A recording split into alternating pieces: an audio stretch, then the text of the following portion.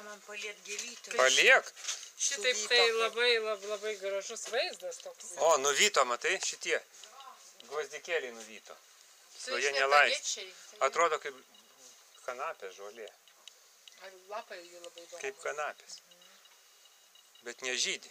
Toks didžiulis augalas, kodėl nežydi, nežinau. Pas mane tai žemaukai prisodinti ir labai daug jau žiedų. O čia už tai koks grožis, matai? O, čia tai tikrai. Čia tai grožis. Kas čia per? Neraganis? Ne, neraganis. Ne, čia kitaip kažkaip iš T raidės atrodo. Tas vijoklis. Turgui pirkau didžiulį augalą, jau buvo su žiedais. Su vazoniku pirkau. Ir čia visą vasarą auga. O čia va...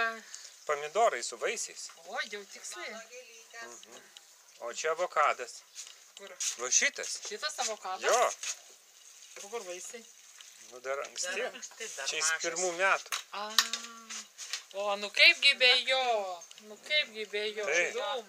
O va Olandijos suvenyrai čia. Ir tau duosim, galėsi pasidaryti kokį nors grožį iš šito. Čia kriauklė? Čia kriauklė.